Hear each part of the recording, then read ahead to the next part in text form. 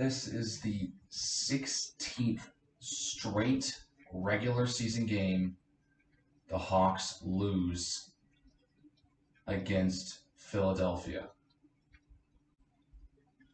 Hawks lose again 3-4 to the Philadelphia Flyers on the road.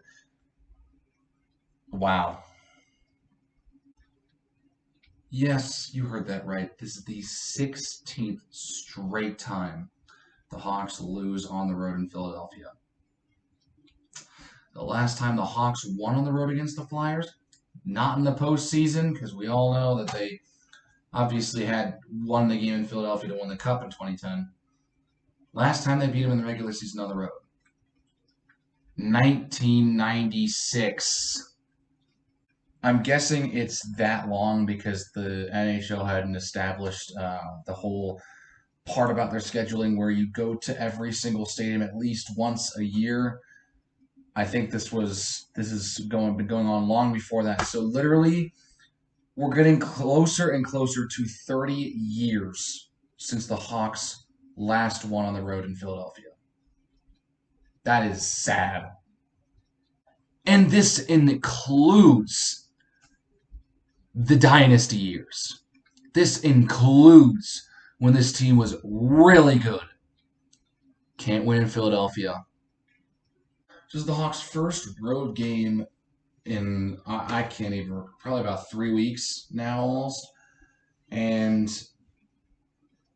I don't know, they didn't win. That's really it. They played a team that they really could have beaten because the Flyers are not good this year. And they didn't. Simple bottom line. Let's talk about it. Because the Hawks let up a tip-in from the point about 5 minutes into the game. Yeah. Kevin, come on. I know you're probably being screened. You can make that save. Oscar Lindblom gets credit for the goal. And we head to the second period because there's nothing good for the rest of the period.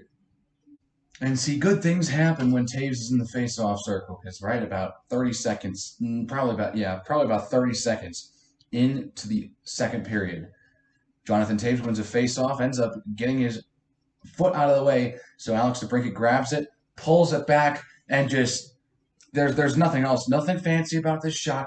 Just rips it and scores. And see, Marvin Jones isn't doing so well either. He's now here in Philadelphia after being told to screw off by the San Jose Sharks. And so he's also a goalie that used to be really good, but just isn't as good because of probably age. And then with about 7.5 to go in the second period, Kubalik lays it up for Patrick Kane as the Hawks come into the Flyers zone. And, well, Patrick Kane does what Patrick Kane does best. Finds that open lane, cross-ice pass right to the stick of Dylan Strome. And what does Dylan Strome do? He scores. Of course he does. Dylan Strome is having a really nice back half of the season so far. And I'm liking what I'm seeing. Buries it, and the Hawks have the 2-1 lead. A few minutes after Strome gives the Hawks the lead, Calvin DeHaan can't clear the puck. Just can't clear the puck. Tried his best. Couldn't clear the puck. Cam Atkinson, who comes over here from Columbus, picks up the puck, drops it off for Farabee, and they don't pick up the fact that Cam Atkinson's probably going to get this puck back, and Farabee fires a perfect pass to Cam Atkinson, and there's pretty much a wide open net. The shot wasn't even that powerful. The shot even wasn't that good from Cam Atkinson. Lankinen was just that far out of his net, and it goes in. What else do you want me to say? That was a bad play, bad defensive. I've said this so many times over the last 2 years even. I've only been doing this for 2 years. And I've said it so many times, the defense just letting up plays like this over and over. And see, part of this is because they have Alex DeBrincat covering Cam Atkinson on defense here.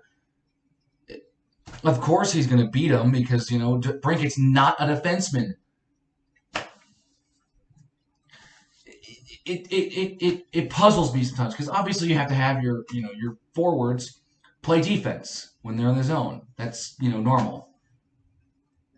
Didn't anyone see the fact that they were going to have to bring it covering him, and he was moving in, and this defense, man, drives me up a wall. Because here comes Dylan Strome to save the day. And with about 2 minutes to go, Dylan Strome just absolutely steals this puck from Willman as he's trying to advance it out of the zone. It stays in the zone. Strome shoots. It's blocked by Braun, but so well that it goes right back to the stick of Dylan Strome. So he makes a move around Braun and then just shoots it past Martin Jones. And it's 3-2 Hawks. Dylan Strome has a second in the game, and he scored his 10th and 11th of the year in this game. I'm liking what Dylan Strome's doing. He just couldn't score. He was silent in the first half of the season. This past month, he's been really picking up some of the slack from the rest of this offense. Or at least from my observations, that seems to be the case because Dylan Strome's actually playing very well. We then head to the third period. We're about 3 minutes in. Farabee and Atkinson coming in for the Flyers. A little short dinky pass, and they pass all the way to Brassard. He shoots on Lankinen and scores. Now, this wouldn't be much of an issue if it was a really well placed shot or Lankinen had a good effort. Followed him the whole way through, and this looked like a pretty weak shot. Gonna be honest. But he still scored anyways. See, Derek Brassard actually places this in a very good spot.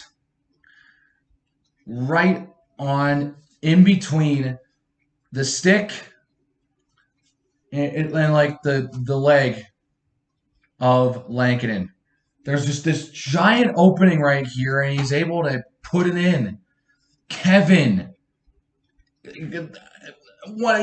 indefensible. You cannot defend that. That's a bad goal. It's a soft goal, and the game's tied now. That's a terrible goal to let up here early in the third period. Awful. Soft goal. That one's all on you. And then we get to the game winner, which comes with about 11 and a half minutes to go, as this is just another long shot. It reminds me of, I believe it was Montour who scored against Fleury in the Panthers game. Only this time it was Lankinen, and Cam Atkinson kind of had the same kind of shot, and he beats Lankinen. I don't know if this was placed in the perfect spot, but this looked just awful. Just looked like a super soft goal, and Cam Atkinson is his second of the game, and the Flyers would kill the clock and end the game and win 4-3. Kevin, what happened? I saw you as such an improvement over Subban and Delia last year. And you were. Delia is like a very good AHL goaltender, not a good NHL goaltender. That's kind of the best way I can describe Colin Delia. Malcolm Subban has his moments of greatness, but he also can put up massive stinkers. Kevin Lankinen was probably the most consistent out of our goaltending lineup last season. And now he's the backup and just is not playing well. Or he's just playing the same that he did, and he was just miraculously playing better last year. I don't know. But wow. Wow. And to be honest, Kevin Lankinen was the best goalie that we had last year. And now that we have Marc-Andre Fleury, it's like Kevin Lankinen's not that good anymore. If we have to if we have to stick with Lankinen next year, or even throughout the rest of the year, if we can't keep Fleury past the trade deadline, so be it. It's just of course that's how the season will end. Look, I want to have belief in this team, but they just, again, can't finish games. They were leading going into the third in this one, and they let up 2, and they couldn't score. This team has the hardest time scoring in the third period. It's crazy.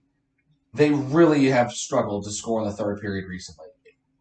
In these past couple of years, it is so hard to watch. So it's rough because this team has to put all of its offensive production in the first two periods, and then pray and hope to God that the defense doesn't fall apart and let the other team tie or win the game. I don't know what else to say. And this is the front half of a back-to-back. And I know Mike Lankinen started this game again, front half to a back-to-back. Fleury's going to get the start against the Lightning, which we need to start Fleury against the Lightning if we haven't had any sort of chance.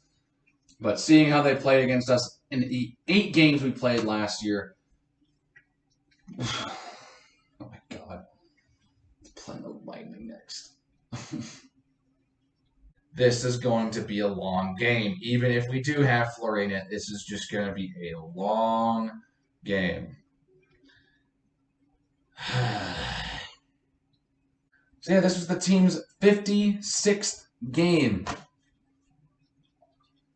And they are worse than last season.